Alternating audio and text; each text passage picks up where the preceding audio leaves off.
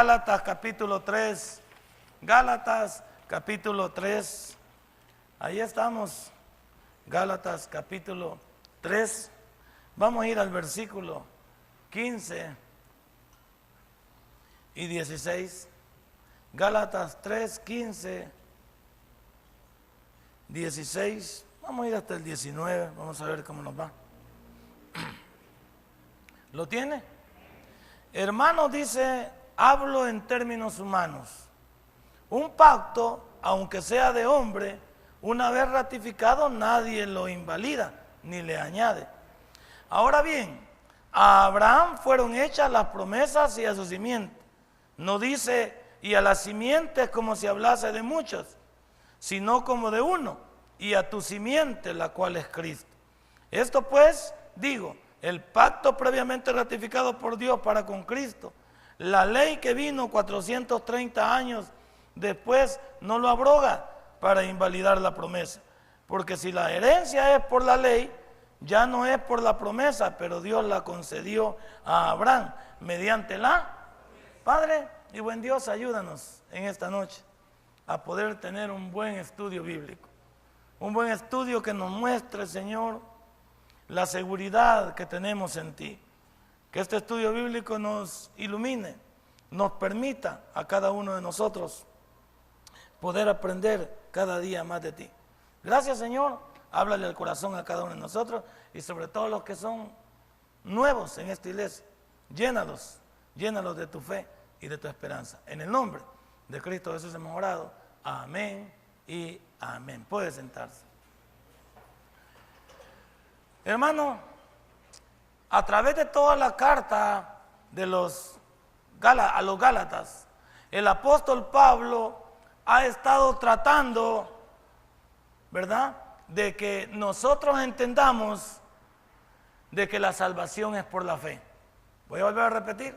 El apóstol Pablo ha estado empeñado en que nosotros entendamos, y ellos allá en su momento, de que la salvación es por la fe.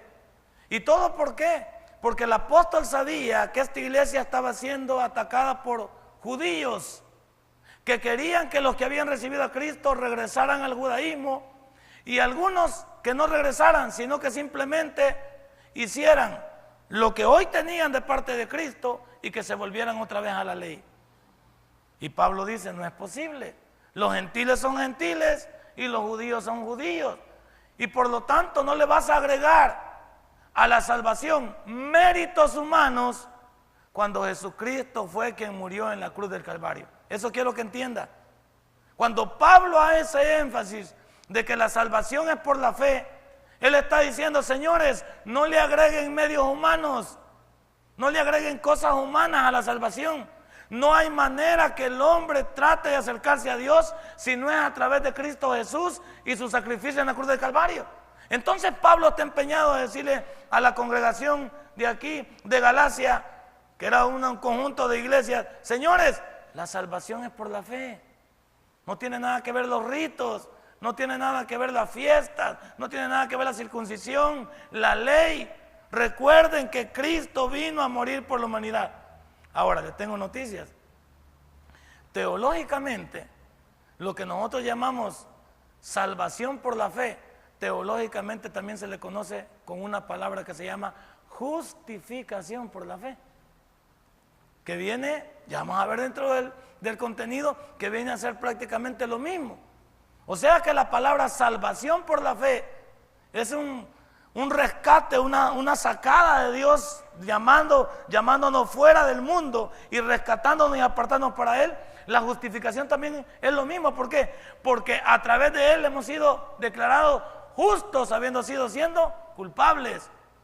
En un juicio totalmente jurídico, normal, nosotros éramos culpables, pero Jesucristo nos ha hecho justos a través de su muerte en la cruz de Calvario. Entonces, cuando usted oiga la salvación por la fe, estamos hablando también de la justificación por la fe. Salvar y justificar van a ser dos términos que casi siempre significan lo mismo. Pero aquí voy a hacer la diferencia. Solo que la salvación tiene una gama más amplia de significados que la adornan. Por ejemplo, voy a decir que cuando nosotros vemos en teología, y se lo paso a usted aquí, vemos que la salvación tiene 3 estados, ¿sí o no? Tiene un pasado, un presente y un futuro. A eso le hemos llamado allá en el colegio de teología, y lo vamos a trasladar aquí. Le hemos llamado justificación primero, santificación después y glorificación al final. ¿Estamos bien? Pero usted no lo entiende. Los 2 niños estos sí tendrían que entenderlo. Vamos a ver, vamos a pensar que ellos lo entienden. Ahora voy a darme a conocer con ustedes. La salvación entonces tiene 3 tiempos. Jesucristo nos ha salvado del pasado. Eso se llama justificación. Jesucristo nos salva en el presente. Se llama santificación. Y Jesucristo nos salvará de este cuerpo humano en el futuro. Se llama glorificación, porque tendremos un cuerpo glorificado. ¿Ya entendió los 3 aspectos de la salvación? La salvación tiene entonces 3 tiempos: pasado, presente y futuro. Solo que usted lo va a conocer en el pasado como justificación. Él me hizo justo siendo culpable. Él me sigue salvando en el presente, me ha santificado, me ha apartado para Él. Y me salvará en el futuro. ¿Por qué? Porque me librará de este cuerpo de muerte y me dará un cuerpo glorificado. ¿Ahora sí lo entiende? Entonces fíjese que Jesús ya hizo todo esto. Nosotros ya estamos seguros en esto. Y por eso Pablo se molesta con los de Galacia. Señores, Jesús ya nos salvó, nos justificó. Jesús nos sigue salvando en el presente porque nos ha apartado para Él y nos tiene preparado un cuerpo nuevo en el futuro, porque nuestro cuerpo va a ser glorificado. A eso se le llama glorificación. Entonces pregunto, ¿cómo es que los creyentes con este tipo de promesas, con este tipo de ofrecimientos que ya Dios nos lo dio, no es que nos lo vaya a quitar, que nos vaya a retirar, no, ya nos lo dio, ¿por qué menospreciamos entonces una salvación tan grande? Aquí me quiero poner con usted. ¿Por qué menospreciamos una salvación tan grande si Él nos justificó, nos santificó y nos glorificó? ¿Por qué? Porque los creyentes, algunos, no estamos cuerdos. Hoy voy a ir más lejos en esta noche. Posiblemente haya unos aquí que se van a apartar de la fe porque no eran de nosotros. Ahí ve uno pregunta, ¿y qué pasó con el hermano fulano de tal? ¿Y por qué ya no viene? Y de repente lo vemos en el mundo y de repente lo vemos volviendo a lo mismo. Yo no puedo, perdónenme, yo no puedo entender cómo Yuri puede volver al mundo a cantarle otra vez al mundo. Cuando ella había dicho que Dios la había transformado, ¿no dijo así Yuri? Yo incluso a Juan Luis Guerra no lo entiendo yo. Juan Luis Guerra tiene necesidad, Giovanni, de tocar ahorita ya. Ese hombre está podrido en pisto y se va a dedicar a Dios. Lo que pasa es que no quieren dejar la fama del mundo, no quieren dejar el aplauso del mundo, no quieren dejar el reconocimiento.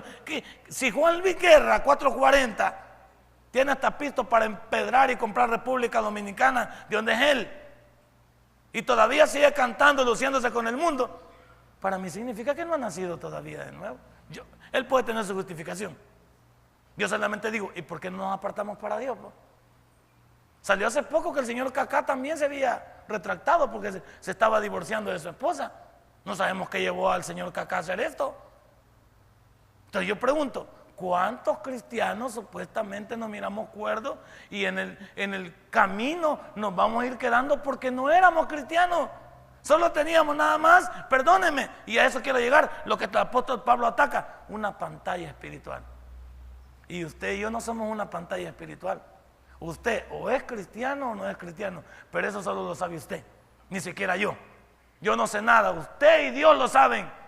El problema nuestro es que Pablo dice, señores, si la salvación por la fe es lo mismo que la justificación, les tengo noticias, la salvación tiene una gama de conceptos más amplios y dentro de ellos hay 3 momentos que usted debe reconocer. Dios te salvó en el pasado, Dios te salva en el presente y te salva en el futuro. Por eso decimos algunos, y aquí entramos, hermano Ronald, cuando decimos que Dios tenía un llamado para nosotros en el pasado con tantas cosas. Pasamos la guerra, hemos pasado accidentes, problemas graves. Dios tenía un propósito con nosotros que no tuvo con otros. ¿Cuántos de mis amigos murieron en la 22 de abril en esto de la guerra? De la mayoría de jóvenes que en la 22 de abril deshicieron un equipo completo de fútbol, porque a todos los comenzaron a matar uno por uno. Y dijeron, si el equipo no se detiene, si el equipo no lo deshace, nosotros seguimos matando a todos los que vayan. Y es cierto, comenzaron, quizás de ese equipo éramos como eran como 3 categorías antes, ¿se acuerda que era primera, segunda y tercera, que uno salía a jugar a los cantones y a todo esto? Pues de los más o menos como 40 muchachos que formábamos los equipos, o 45 muchachos, mataron quizás como unos 30. Mataron quizás como unos 30. Y uno siempre se preguntó, bueno, ¿qué propósito tenía Dios conmigo en el pasado? De mi casa, de la champa donde yo vivía, a todo alrededor llegaron a sacar un muchacho de aquí, una muchacha de aquí, otra muchacha de allá, y lo peor era en la noche oír los llantos de las personas: dejen a mi hija, no le dan nada, no se la lleven, y llorar, y salir esa gente clamando, y saber que en esa única champa no llegaban a tocar. Una vez me le corría la benemérita Guardia Nacional, ya les he contado yo en esa vez que me les corrí.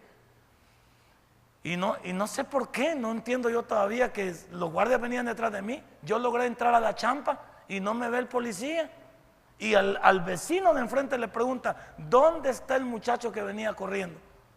Y el vecino de la par no le dijo nada, absolutamente, no lo hemos visto. Si él hubiera entrado, hubiera visto que yo estaba prendido en agua, porque venía cansado. ¿Cuál es el propósito? Si el hombre me hubiera sacado de ahí en plena guerra, me hubieran matado. Porque antes correrse de la guardia era sinónimo de muerte. Llegaban a matar a la cancha un montón de muchachos, llegaban a matarlos, encontrábamos muchachos muertos, dijeron que no fuéramos de la colonia. ¿Y qué nos pasó? Nosotros siempre pensamos, ¿cuál era el propósito de Dios? Sí, Dios tenía un propósito con nosotros. Ahora lo entendemos, que en el pasado Dios tenía un propósito. ¿Y tiene un propósito en el presente? Sí. Solo tú necesitas descubrirlo.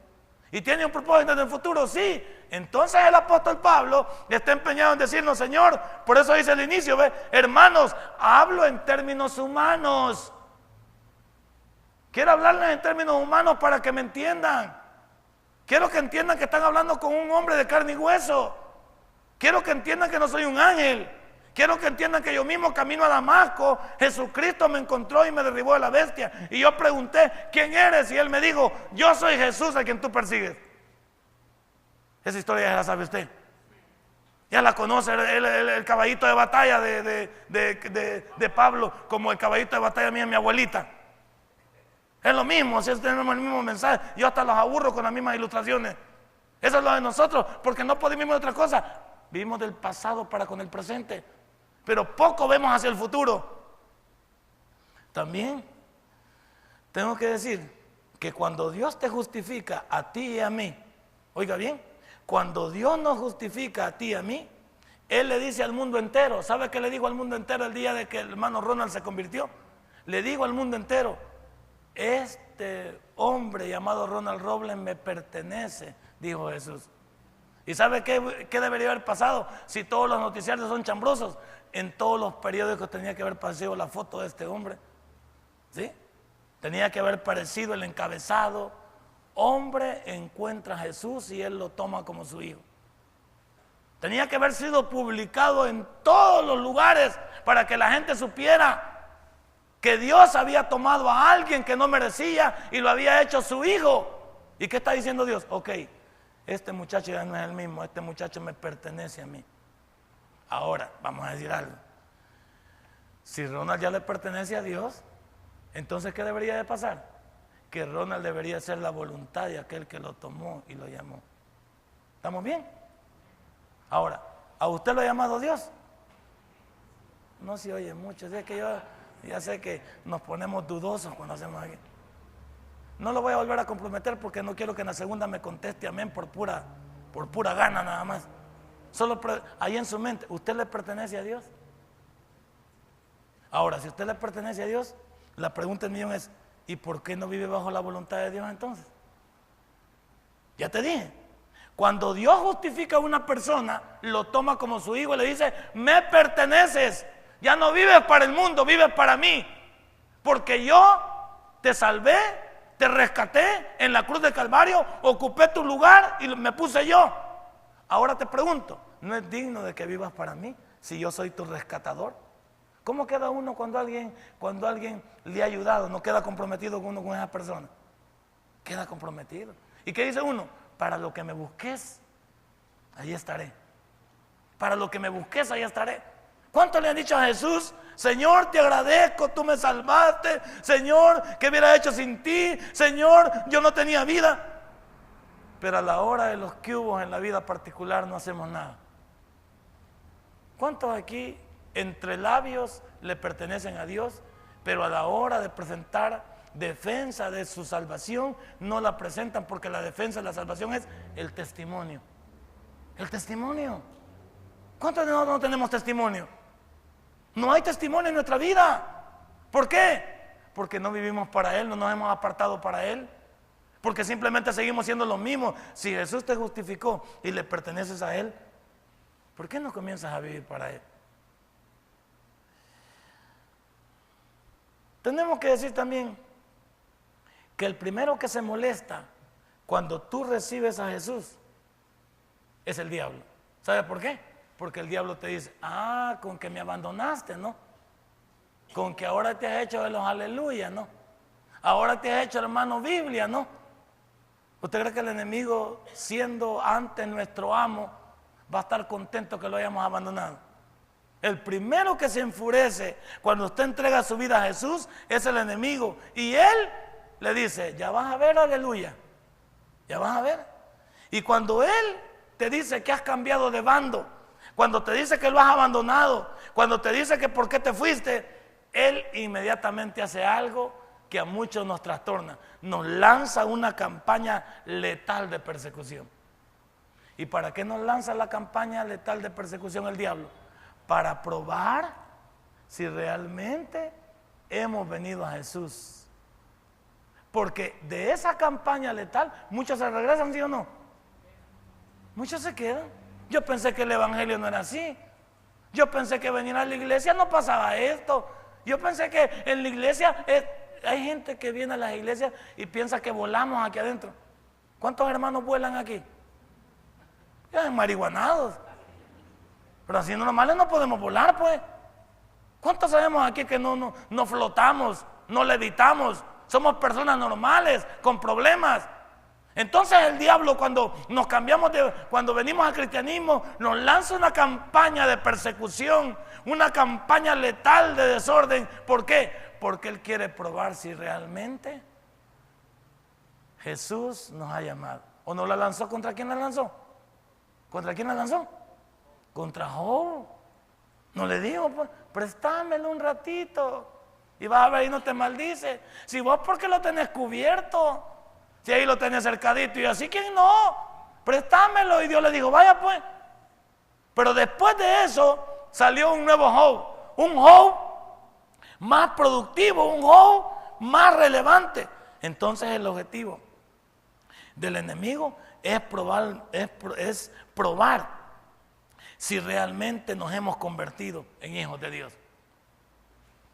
¿Y cuántos venimos a la iglesia y hasta el diablo está contento de que hayamos venido a la iglesia? ¿Por qué? Porque seguimos siendo sus piones incluso aquí adentro. No leyó aquella carta que dice que el diablo, que manda el diablo a los creyentes soplados que están en diferentes iglesias. Y cuando digo soplados es porque están inflados de Biblia. ¿Qué les manda a decir? No, hombre, me gusta que me estés alabando ahí en la iglesia, pero también que digas malas palabras en tu trabajo. Me llega que estés cantando alabanzas ahí en la iglesia, pero que también te dediques a las movidas allá afuera en la calle. Si el diablo te manda tu cartita, ¿por qué? Porque si puede ser instrumento de él aquí dentro de la iglesia, en el confusionismo mismo del mundanismo que traías para esta iglesia, no funciona. Y por eso es que algunos creyentes nos quedamos nada más en esa categoría, creyentes. Porque el diablo es creyente. El diablo es creyente también. ¿Sí? El diablo es creyente. Y tiembla a la presencia de Dios. El fundamento de un creyente es vivir bajo la voluntad de Dios. Entonces, hermano, algunos, cuando Satanás les lance la persecución, les lance y los quiera destruir, se van a regresar al mundo. Mire, Dios dice que un hijo de él sobresale de los demás. ¿O no es así? Un hijo de Dios siempre va a sobresalir por los demás. Y la gente lo señala porque lo conoce, porque tiene un testimonio. Le voy a llevar a un hombre que tenía testimonio, del mismo que estamos hablando. el libro de los Hechos, capítulo 19. Hechos, capítulo 19. Todos conocían a Pablito. Hasta el mero demonio lo conocía. Dios dice que un hijo de él sobresale de los demás. Y le conocen como tal porque tiene un testimonio que vende. Hechos 19, versículo 13. 13. No 13, ni 33. 13. Acuérdate que a mí tengo problemas con la R. ¿Lo tiene? Va, el 13. Pero algunos de los judíos, oiga bien, mire, ¿quiénes son? Exorcistas. ¿Hay algún exorcista aquí, hermano? Mira el de la parte y tiene cara de exorcista. Porque hay gente que dedica al exorcismo. Mira aquí. Mira este exorcista ambulante. Intentaron invocar el nombre del Señor Jesús sobre los que tenían espíritus malos. O sea, diablo contra diablo. Pero aquí el diablo le va a decir: chucho no come chucho. Ya va a ver lo que le va a decir. Mire lo que dice aquí. Los espíritus malos diciendo: os conjuro por Jesús, el que predica Pablo. Había 7 hijos de un tal Seba, judío, de los sacerdotes, que hacían esto. Pero respondiendo el espíritu malo dijo: a Jesús conozco y sé quién es Pablo. Pero ustedes, ¿qué ondas? ¿Y ustedes? ¿Y qué huevo, qué gallina puso este huevo? Y lo puso choro. ¿Ah? ¿Y ustedes qué onda? Porque estos hablaron en el nombre de Jesús. ¿Cuánta gente habla en el nombre de Jesús? Sí, Jesucito aquí, Jesucito allá, y que no sé qué. Y esa gente que es muy melosa, le tengo un poco de precaución. Debo de sanearla. Ahí sí me vuelvo exorcista yo.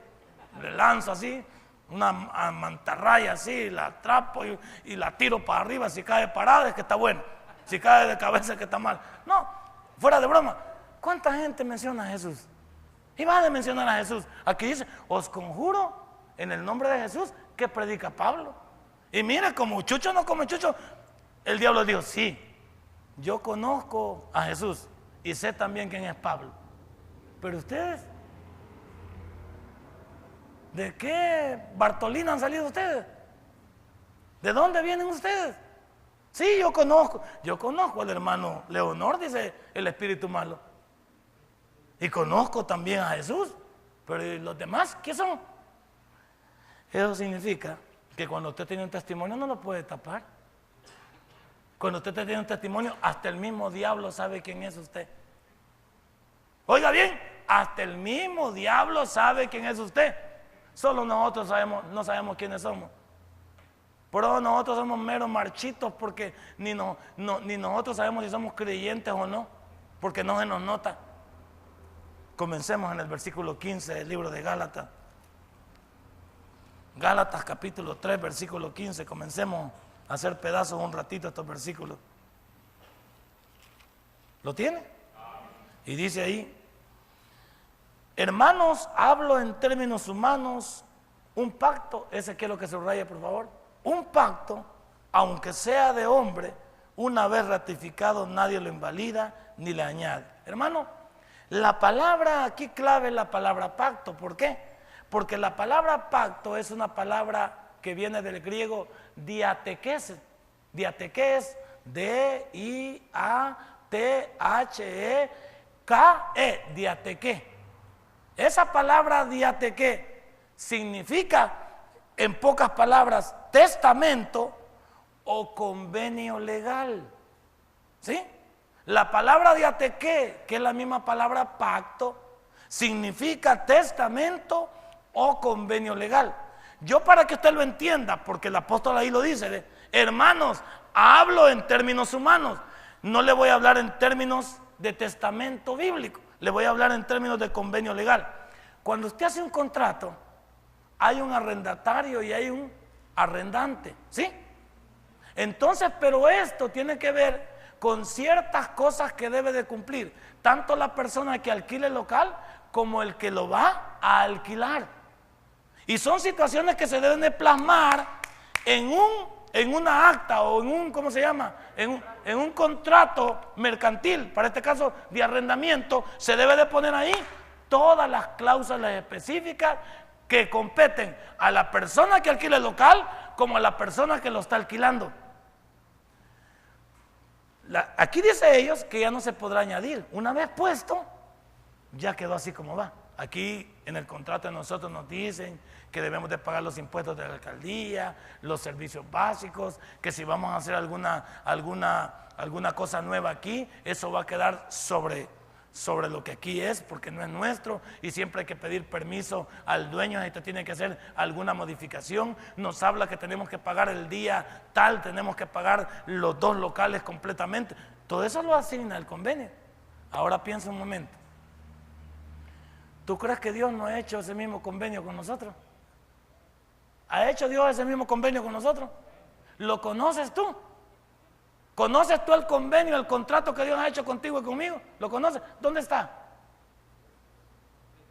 En la Biblia. ¿Pero dónde está en la Biblia? Porque la Biblia aguanta con lo que le pongan. Vamos al libro de Hebreos, capítulo 8. Ahí está el contrato, el convenio que Dios ha hecho con los hijos de Él, no con cualquiera, porque nosotros estamos bajo un convenio, bajo un pacto. Vamos al libro de Hebreos, capítulo 8, versículo 10. ¿Lo tiene? Démosle suavecito. Por lo cual, este es el pacto que haré con la casa de Israel. Después de aquellos días, dice el Señor, pondré mis leyes en la mente de ellos. Tranquilícese ahí. Cuando en el Antiguo Testamento, ¿cómo puso la ley Dios? La puso fuera del hombre, en tablas de piedra. ¿No es cierto? Ahora Jesús en el Nuevo Testamento vino y se metió dentro de nosotros. Póngale coco. Por eso vamos a dejar estipulados en esta hora que no todos son hijos de Dios. Hijos de Dios son aquellos que han recibido a Cristo como su Salvador personal. Criaturas de Dios es toda la humanidad. Creación de Dios somos todos. Pero hijos de Dios son aquellos que le han recibido en su corazón. Volvámoslo a leer si yo estoy equivocado. Por lo cual este es el pacto que haré con la casa de Israel. Después de aquellos días, dice el Señor, pondré mis leyes en la mente de ellos. Ok, hoy ya no está fuera de nosotros, está dentro de nosotros. Y mire cómo estamos aún así. O sea, Israel no se compuso por tener las leyes en piedra. Y protestaban porque no podían cumplirlo de afuera hacia adentro. Jesús se ha metido en nosotros y tampoco funcionamos. Él ha hecho un trato con nosotros. Ok, ya no les hablaré de afuera hacia adentro, ahora les hablaré de adentro hacia afuera. Pero no ha funcionado. ¿Y por qué no ha funcionado? Porque la humanidad no quiere que funcione. Y porque los cristianos que estamos aquí escuchamos otra voz menos la voz de Dios. ¿Cuántos este día escuchamos otras voces menos la voz de Dios? De todo escuchamos en el mundo, pero no podemos escuchar la voz del Espíritu Santo este día. Porque para escuchar la voz del Espíritu Santo es el ruá, el silbido de Dios. Para eso hay que guardar, para que se oiga. Es que el viento suave, es la palabra neuma. ¿Ah? Esa es la palabra neuma. ¿Cuántos de nosotros no podemos escuchar la voz de Dios porque estamos metidos en el bullicio del mundo?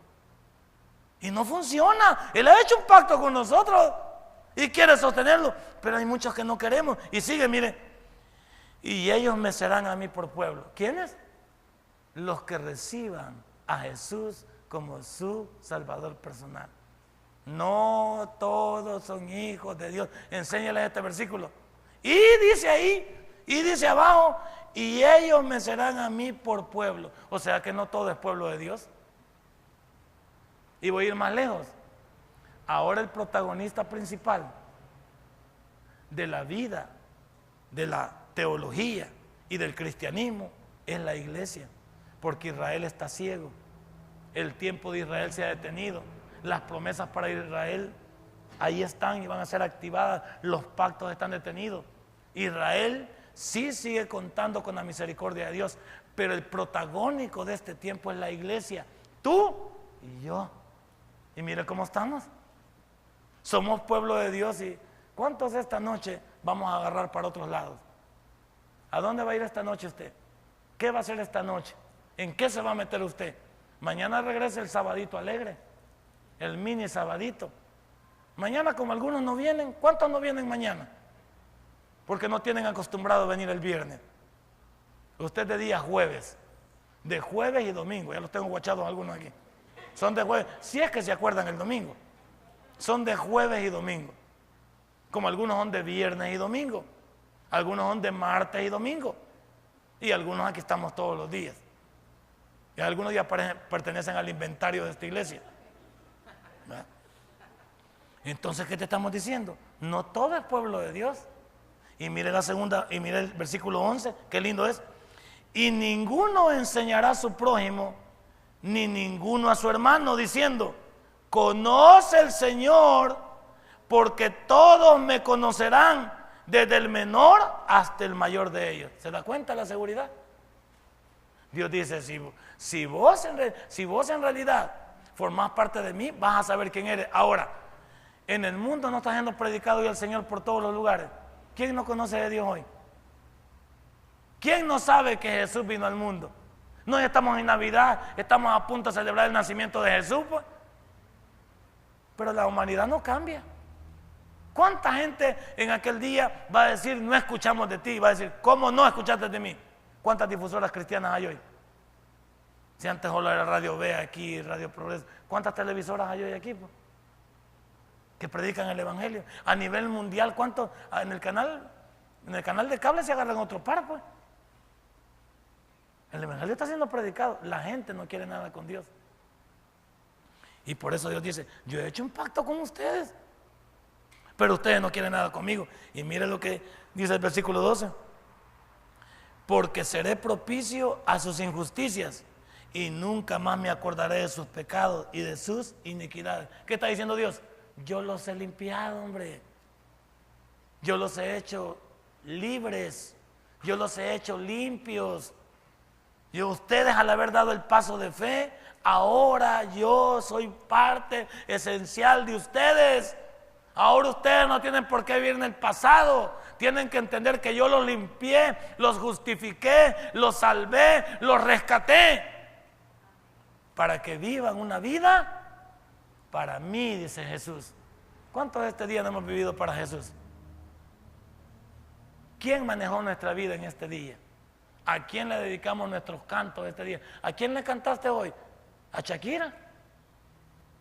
¿A la musiquera? En nuestros lugares, ¿qué música sonó en nuestros lugares? ¿Qué película vimos hoy? ¿Qué serie de televisión vimos hoy? ¿Qué son las cosas en las que estuvimos involucrados hoy que aquí nos debe estar dando pena ahorita lo que estuvimos haciendo? ¿Y sabe qué podemos decir ahorita? Qué regada, va. Y me la llevo de cristiano. Dígale que está a la par y te la llevas de hermano, va. Dígale. Algunos no dicen porque les da pena, va. Yo le digo, y te la llevas de hermano. Tú dígame también, y te la llevas de pastor, decime. Y tú te la llevas de pastor, está bien. Porque algunos solo somos pantalla, pues. Este día, que esa silla lo trague mejor y lo chupe así de un solo, ¿ve? Porque no fuimos capaces de dar testimonio, porque no fuimos capaces de vivir para Dios. Mañana que cuando vuelva a poner la difusora, que le agarre, conecte los dedos así, le queden artríticos, ¿ve? Cuando vaya a poner la música del mundo, oye. Y cuando vaya a hacer cuando los ojos estén posicionados sobre alguna vieja chulona, que los ojos se le vuelvan así, miren, queden cruzados como, oye. Y también usted, señora, que ve viejos chulones también. Entonces, ¿cuántos de nosotros andamos metidos en rollo? Y el Señor nos dice, pero es que clarito nos dice, ve, porque seré propicio a sus injusticias y nunca más me acordaré de sus pecados y de sus iniquidades. Dios nos ha borrado nuestras cosas, pero seguimos almacenando más. Él ya borró, pero nosotros seguimos de necios. Ahora mira lo que dice el versículo 16. Ahora bien, a Abraham fueron hechas las promesas y a su simiente. No dice y a las simientes como si hablase de muchos, sino como de uno, y a tu simiente, la cual es Cristo. Aquí debemos de entender que todo comenzó con un hombre. La nación de Israel comenzó con un hombre, y ese hombre se llama Abraham, el hombre que vino de Irak, que vino del otro lado del río, de Ur de los Caldeos, de la Babilonia, que todavía sigue en apogeo porque no se ha muerto. La Babilonia solamente está ahí dormida. Ese hombre que vino del otro lado del río se convirtió en el estandarte de una nación, se llama Abraham. Y todo lo que se ha generado a través de la vida de Abraham es incalculable. ¿Por qué digo que es incalculable? ¿Por qué digo que es incalculable? Porque Dios le dijo: de ti levantaré una nación que no se podrá contar como la arena del mar. Y dentro de esa misma nación íbamos nosotros. Porque ahora imagínate cuántos somos. Si Abraham hubiera visto esto, Abraham hubiera dicho: Señor, la verdad es que tú cumples tus promesas. Y Dios le diría: sí, sí. Porque cuando aquí habla de la palabra, imagínate, cuando habla de la palabra simiente, ¿sabe qué es la palabra simiente en el hebreo?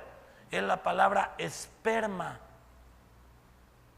Y la palabra esperma es la que le da origen a la vida. Cuando un hombre se cruza con una mujer y ese esperma queda inyectado con el óvulo, se genera una nueva vida.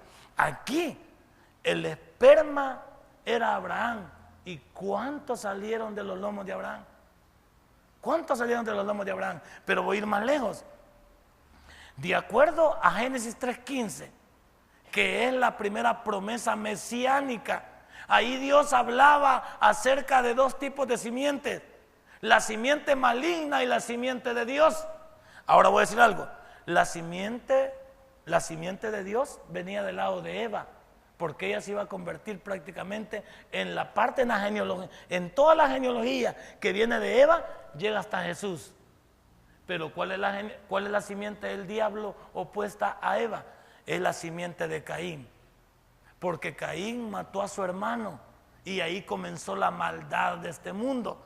Ahora voy a decir yo, y alguien me puede tener una pregunta: y cuando la maldad fue quitada a través del diluvio, ¿dónde apareció la siguiente maldad?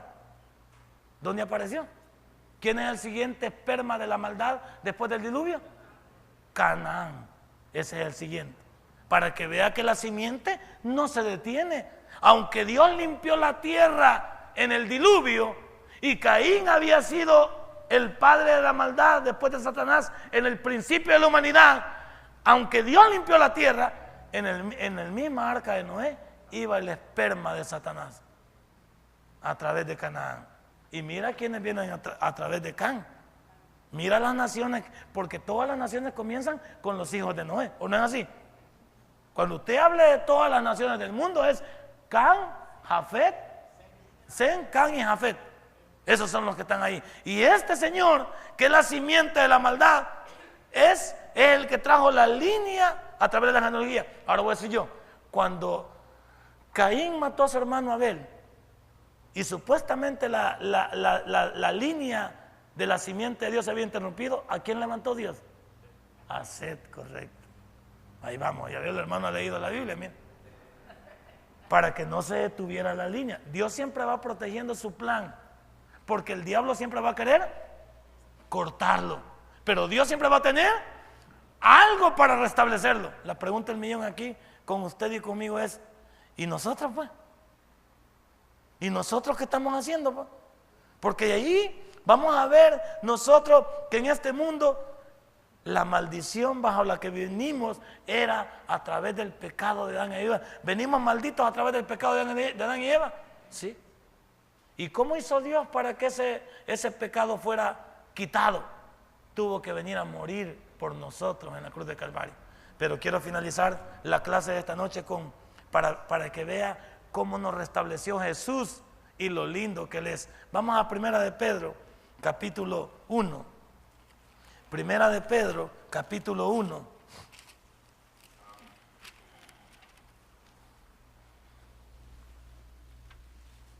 Primera de Pedro, capítulo 1, versículo 23. ¿Lo tiene? Para el que no trajo Biblia, júntese con un hermano, por favor. Si no fío una Biblia allá, solo me deja el DUI, por favor, y se la voy a fiar yo para que usted la tenga en sus manos. No me gusta que ande como que si no fuera creyente. ¿Estamos ahí? Mira cómo comienza la palabra, pues. Siendo renacidos. ¿Qué es la palabra renacer? Volver a nacer. Y aquí se le van a confundir. ¿Y cómo puedo volver a nacer metiéndome en el vientre de mi mamá otra vez? ¿Y qué te va a decir Dios? No seas Nicodemo en el siglo XXI. Te hablo del agua y del espíritu. Te hablo de mí. Te hablo de la salvación que yo proveo. Y aquí dice, siendo renacidos. Mire lo que me llega. No de simiente corruptible, no de la simiente del diablo, sino de incorruptible, por la palabra de Dios que vive y permanece para. Y entonces, ¿cuál es tu problema, pues? Vuelve a aparecer la palabra simiente, que es la palabra esperma. ¿Quién nos ha dado origen a nosotros? El Espíritu Santo puso el esperma en el vientre de María, ¿sí o no? Correcto. Porque el esperma del humano estaba. Es correcto. Ahora va entendiendo por qué le llama la simiente. ¿Por qué debe entender que la simiente que venía de Jesús no debería estar contaminada?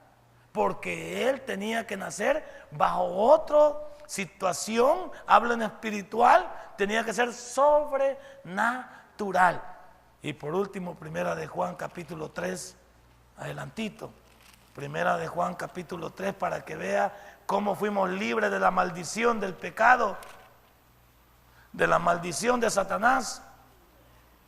Primera de Juan capítulo 3, versículo 9. ¿Lo tiene? Vaya, mire.